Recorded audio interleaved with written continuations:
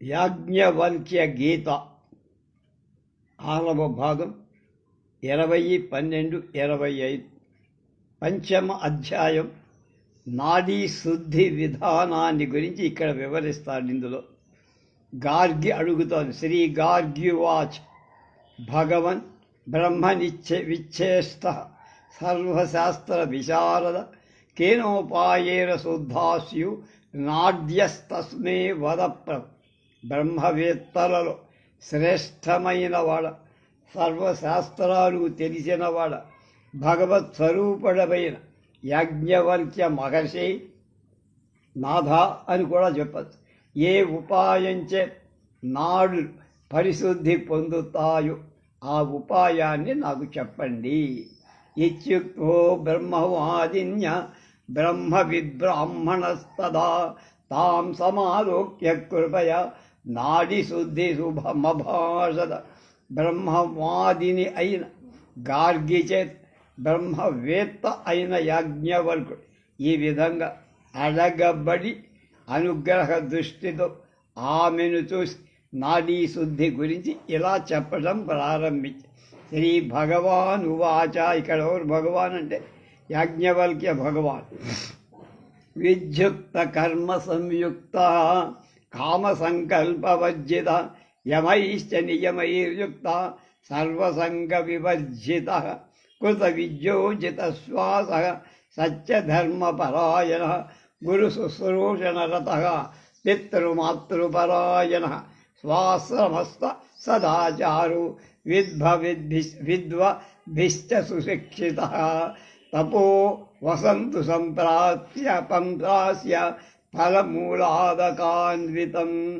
శాస్త్రాలలో చెప్పబడిన కర్మలు చేస్తున్నవాడై కోరికల ఆలోచన విడిచినవాడై యమ నియమాలతో కూడినవాడు, గృహ ఆరామ విత్తం అంటే డబ్బుతో, మిత్ర ఆప్త బంధువులు మొదలైన వాళ్లతో సకల సంబంధాలు వదులుకొన్నవాడే, యోగ విద్య ఎరిగినవాడే, ప్రాణాయామం చేసేవాడే, సత్యంలో ధర్మంలో ఆసక్తి కలవాడే, గురుసేవ చేసేవాడే, తల్లిదండ్రుల పూజించేవాడే, తాను బ్రహ్మచారిగా ఉన్న ఆశ్రమ ధర్మాన్ని, గృహస్థంగా ఉంటే గృహస్థ ధర్మాన్ని నిర్వర్తించేవాడే, సదాచారం కలవాడే, అనుభవం కల పండితుల వల్ల క్రమశిక్షణ అలవరుచుకొన్నవాడే, పండ్లతో దుంపలతో మంచి నీటితో సమృద్ధమైన తపోవనానికి వెళ్ళాలి. అది ముందు. సత్యం, దయ, ఓర్పు, ధైర్యం, మితాహారం, మంచి నడబడి, స్త్రీరతి విసర్జనం చేసి దొంగతనం లేకుండా శుచిత్వంతో అహింస అనేటువంటి ఈ 10 రకాలైన గుణాలను తపస్, సంతోషం, వేదాలలో, దైవంలో విశ్వాసం, దాన, దేవపూజ, వేదాంత శ్రవణ, చెయ్యకూడని పనులు చెయ్యటంలో సిగ్గుపడటం, స్థిరమైన బుద్ధి, మంత్రజపం, వ్రతం అనే నియమాలు అయి ఉన్నాయి. అందులో బాగా తత్ర రమ్యే శుచౌదేశే బ్రహ్మఘోష సుమందితే స్వధర్మ నిరతైజాంతై బ్రహ్మవిద్భి సమావృతే వారిభిశ్చాది సంపూర్ణే పుష్పైర్నానావిధైర్యుతే శివాలయేన నద్యానాం గ్రామేణ నగరేపి వా సుశోభనం వచం కృత్వా సర్వరక్షాసమన్వితం త్రికాలస్నాన సంయుక్త స్వకర్మ నిరత సదా వేదాంత సర్వణం కుర్వం తస్మిన్ యోగం సమభ్యసేత్. ఆ శోభాయమానమైన తపోవనంలో వేద ఘోషం వ్యాపించేది, స్వధర్మాన్ని ఆచరించేది,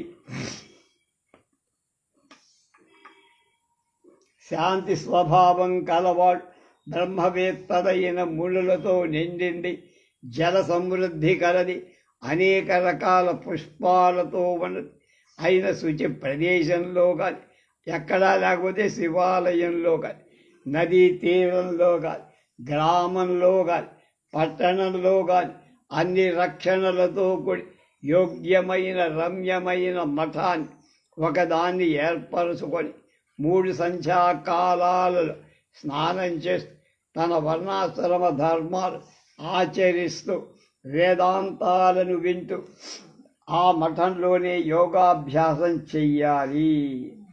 కేచిద్వదంతి మనయస్సత్వ స్తప స్వాధ్యాయయంయుత స్వధర్మ నిరతాశాంతా యోగేషు చ సదారతా తపస్ వేద పారాయణం చేయు స్వధర్మంలో నైష్టికత శాంతులు యోగులు అయిన కొందరు మునులు ఇంకొక విధంగా చెప్పారు. దీన్నే నిర్జనే నిలయేరమ్యే వాతాతప విశోజ్జితే విద్యుక్త కర్మ సంయుక్త శుచిర్భూత్వా సమాహిత మంత్రైర్నస్త తనుద్ధీర సిత భస్మధర సదా.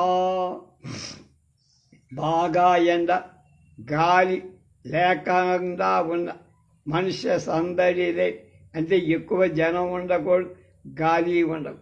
అలాంటి సందడి లేకుండా ఉండే ఒక అందమైన ఇంటిలో శాస్త్రంలో చెప్పబడిన కర్మలన్నీ చేస్తూ శుచి అయి సమబుద్ధి కలిగి మంత్రధ్యానం చేత దేహాన్ని పవిత్రం చేసుకున్న వాడై ధీరుడై ఎప్పుడు తెల్ల విభూతిని పూసుకున్న వాడై ఉండాలి. మృద్వాన ఉపరి కుశాన్ సమాస్థీర్యా తద్ధనాజినం వినాయకం సుసంపూజ్య ఫలమూలోదశాదకాదివి. మెత్తని ఆసనం మీద దర్భలు పరిచి లేదా జింకతోలు పరిచి కూర్చొని నిర్విఘ్నంగా కార్యం చెయ్యటానికి వినాయకుడికి ఫలాలు ఉదకం మొదలైన వాటితో అవి ఇచ్చి పూజించి ఇష్టదైవం గురుం నత్వా తత ఆచమ్య ఆసనే ప్రాంగుఖోదన్ముఖో వాపి జితాసనగత స్వయం సమగ్రీవ శిరకాయ సంవృత్తా సునిశ్చల నాసాగ్రదృక్ సదామన్ సమ్య గగనస్య గతభావన. తన ఇష్టదేవుడు గురువు నమస్కారం చేసి ఆచమనం చేసి ఆసనంలో తూర్పు ముఖంగా కాదు ఉత్తర ముఖంగా కాదు సుఖాసనం పద్మాసనమో లేకపోతే వీరాసనం అందులో వేసుకొని మెడను తలను వెన్నెముకను సమానంగా నిటారుగా వంగకుండా నోటిని కొంచెంగా తెరిస్తూ కదలేనివాడు ముక్కు చివర భాగాన్ని చూస్తూ ఏ విధమైన ఇతర ఆలోచనలు లేనివాడై నాసాగ్రే ససభృద్బీజం బిందు మధ్యే తురీయకం సవంతమృతం పశ్యే నేత్రాభ్యాంసు సమాహిత.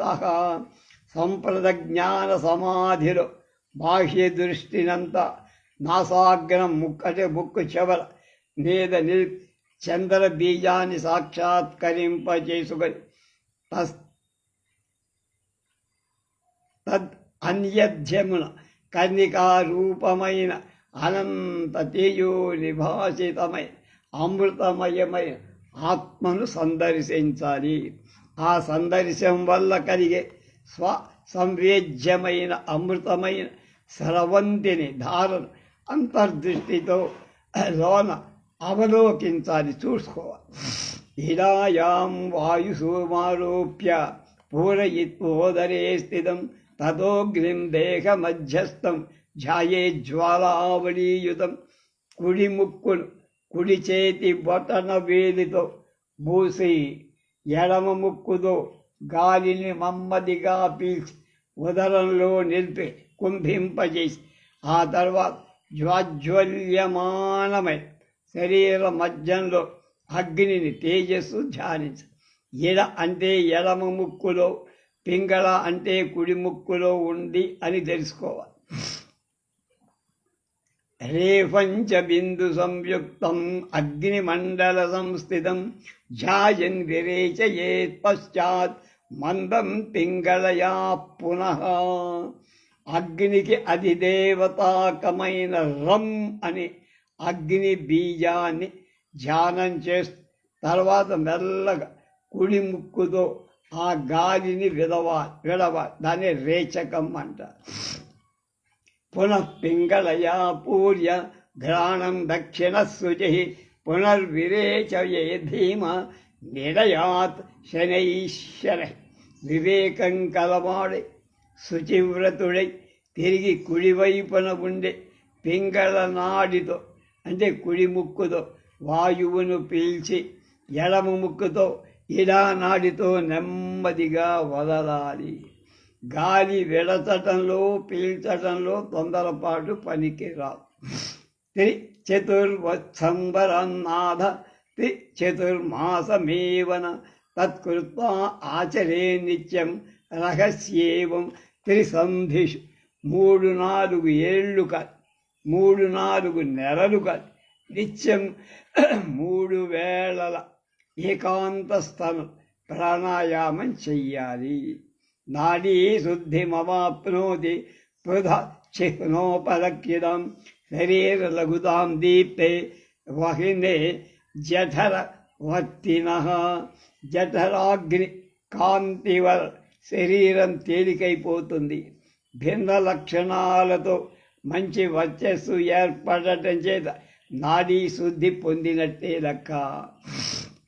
నాదాభివ్యక్తి ఆరోగ్యం శకనం తచ్చిద్ధి సూచకం యావదేతాని సంపశ్యే తావద్దేవం సమభ్యసేత్.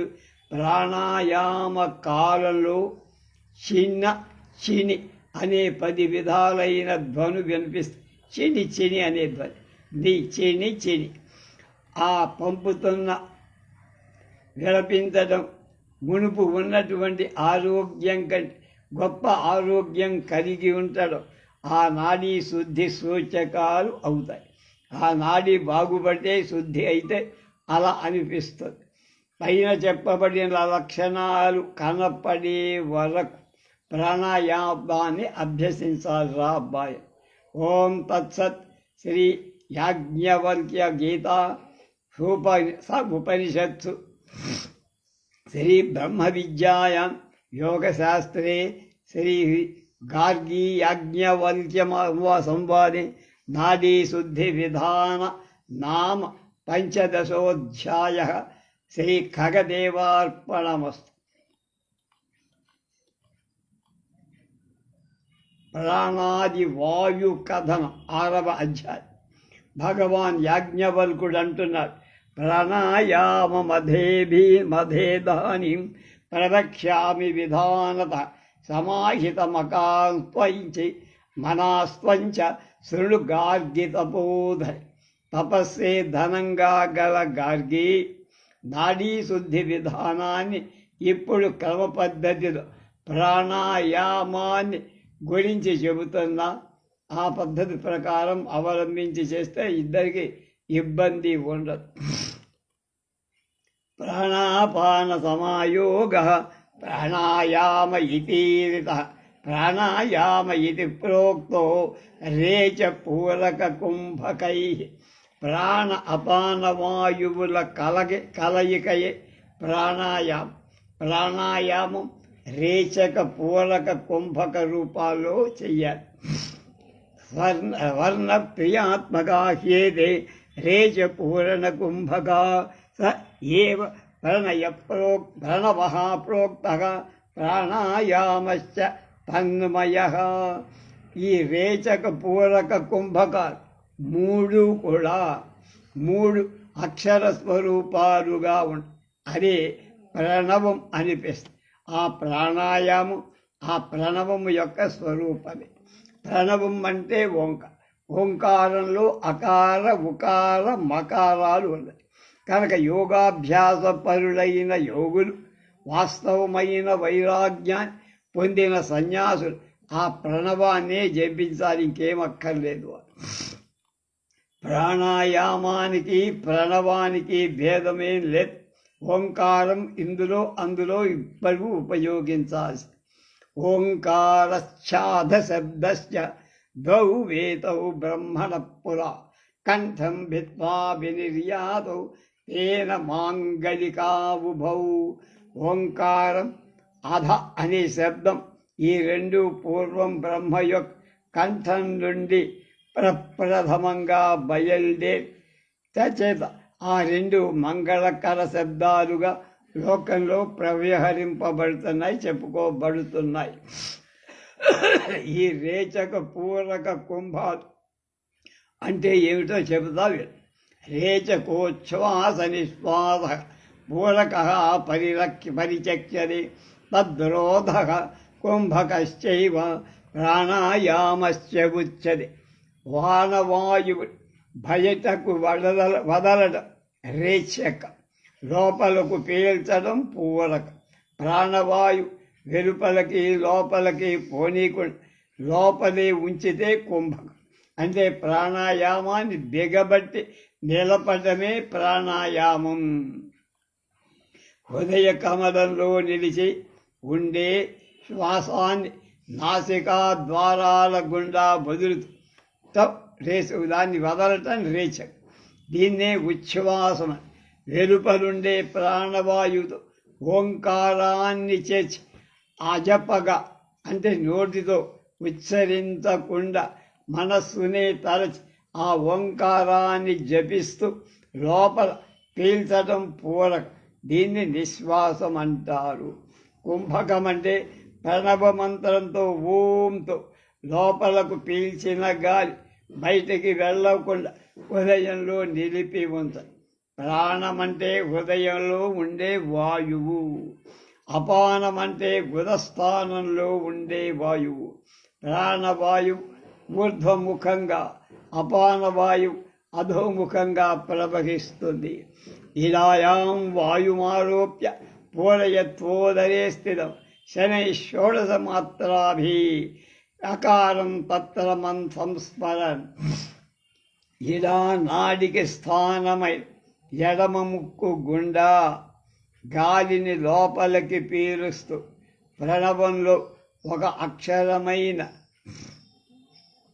ఆ అనేదాన్ని 16 మాత్రల కాలంలో జపించి కడుపులో పూరించి ఉంచాలి. ధారయే పూరితం పశ్చాత్ చతుష్టస్యాతు మాత్రయో ఉకారమోక్తి మాత్రాభి సంస్మరన్ ప్రణవం జపేత్.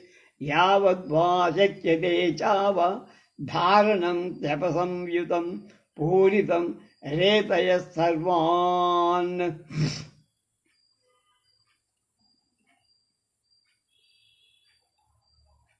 పశ్చాత్ ప్రాణం ప్రాణం బాహ్వ అపరంధర.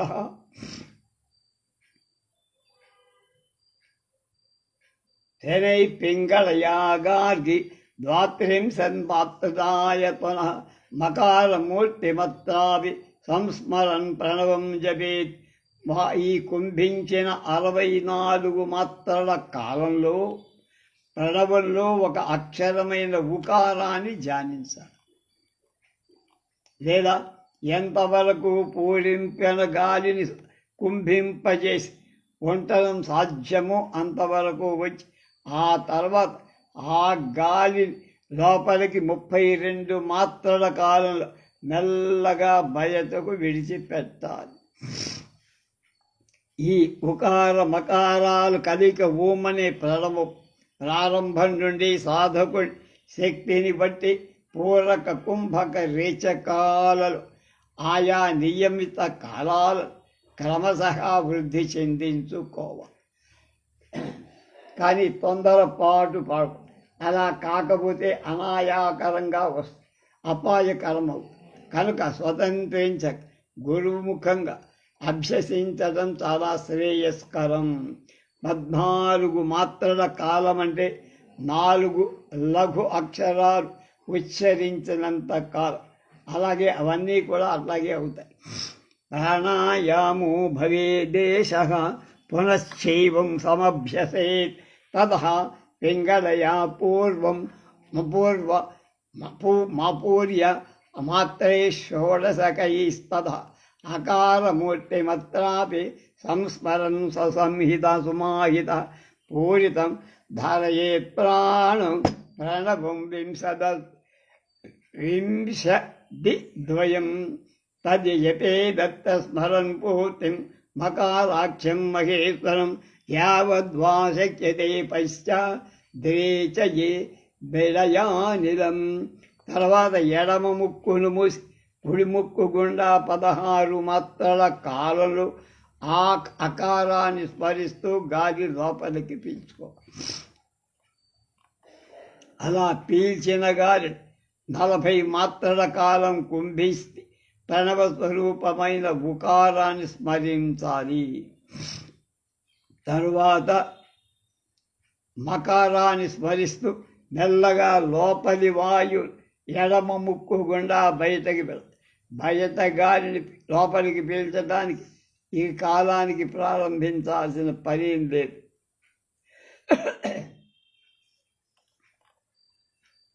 ఏవమేవ పునఃకుర్యా దిరయారోప్య పూర్వవత్ యద్వా ప్రాణము సమారోప్య పూరయత్వోదరే స్థితం ప్రణవేన సుసంయుక్తాం వ్యాహృతిభిశ్చ సంయుతం గాయత్రీం వాయవేద్విప్రః ప్రాణ సంయమనేతయం. పూర్వంలాగానే తిరిగి ఎడమ ముక్కుతో గాలిని లోపలికి పీల్చాలి, లేదా ప్రాణాయవాయువుతో పీల్చి ఉదరంలో కుంభించి ఓంకారంతో వ్యాకృతులతో కూడిన గాయత్రీ మంత్రాన్ని బ్రాహ్మణుడు 3 సార్లు జపించాలి. ఓం భూ, ఓం భువ, ఓం సర్హ, ఓం తత్సవితర్వరేణ్యం భర్గో దేవస్య ధీమహి.